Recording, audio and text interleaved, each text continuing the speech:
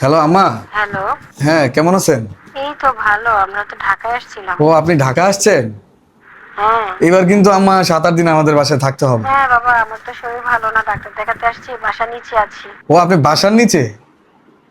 আচ্ছা আচ্ছা, আপনি দাঁড়ান, তাহলে আমি আসতেছি। না, আমি আসতে পারবো উপরে। ঠিক আছে, তাহলে আপনি উপরে আসেন। আচ্ছা। ঠিক আছে আম্মা। কি ব্যাপার? কে আসতেছে? তোমার মা এবার যেন না আসে বাসায়। তোমার আম্মু, তুমি তুমি কে? মানে আমি বুঝি না, তুমি কি আসলে, তোমার কি আমার প্রতি একটু মায়া মোহব্বত কিছু নাই? কেন? আমার প্রতি যদি তোমার ভালোবাসা থাকতো, মায়া মোহব্বত থাকতো, তাহলে তুমি এখন মনে করো এরকম পাগল হয়ে যেত না। তারা 2 দিন 1 মাস আগে বেড়ে গেল, তারপর আবার কি জন্য তারা আসতেছে এই জায়গাতে? হ্যাঁ, 2 দিন পর পর বাসায় আসে, আইসা তারপরে শুয়া বুয়া সারাক্ষণ থাকবে। আমার ডাবল ডাবল রান্না করতে হয়, আমি একটু রেস্ট করতে পারি না, আমি একটু ঘুমাইতে পারি না, আমি সারাক্ষণ আমার রান্না করে থাকতে হয়। তাহলে কি আমি ওনাকে না করে দিব? না করে দিবে না তো কি করবা? তুমি তোমার এই 1 মাস আগেও তো বেড়ে গেল, এখন আইসা তারা কি করবে? আর কি জন্য আসে 2 দিন পর পর?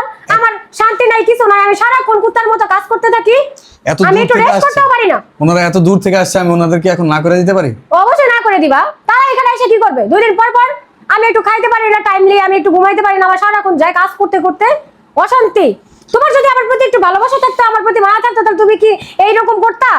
তুমি ঠিক আছে। আমার দিকে তো তুমি তাকাওই না। ঠিক আছে ঠিক আছে ঠিক আছে, ওকে, আমি না করতেছি। কি বলবো বলো, আমি জানি না। এই যে আস্তে আস্তে কলিং বেল দিলে সুন্দর মতো গেট খুলে বলবা যে ঘরে করোনা হয়েছে বা ডেঙ্গু হয়েছে, কিছু একটা বলে তাদেরকে গেট থেকে তাড়াই দাও, আমি জানি না। ঠিক আছে, ওকে। কি হয়েছে? এখানে আসছেন কেন? বাসায় ডেঙ্গু হয়েছে, জানগা।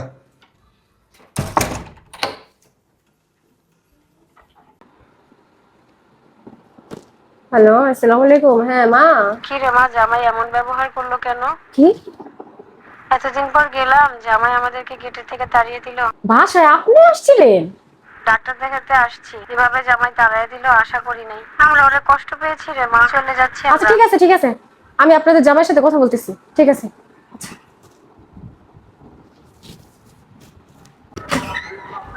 কি ব্যাপার? তুমি আমার আম্মা আসছে, তুমি আমাকে বলছো? তুমি আমার আম্মাকে এভাবে তাড়া দিলে কেন? তোমার আম্মা যে আসছে, তুমি কি একবারও আমাকে কথা বলার সুযোগ দিছো যে তোমার আম্মা আসছে? সেই সময়টা কি তুমি আমাকে দিছো? যাই হোক, ভালোই হলো। মানে এই সুযোগে আমি একটু তোমাকে বুঝলাম যে আমার মা, তোমার মা আসলে তো তোমার কাজ করে খাওয়াতে হবে না, তুমি শুয়ে বসে ঘুমিয়ে কাটাতে পারবে।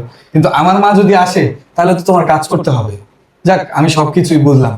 তোমার মায়ের এই বাসায় জায়গা হয়, কিন্তু আমার মায়ের এই বাসায় জায়গা হয় না। আমার মা আসলেই সমস্যা। তোমার মাকে ঠিকই আমি আপন ভাবি, আপনের মতো আমি দেখি, আমার নিজের মায়ের চেয়েও বেশি।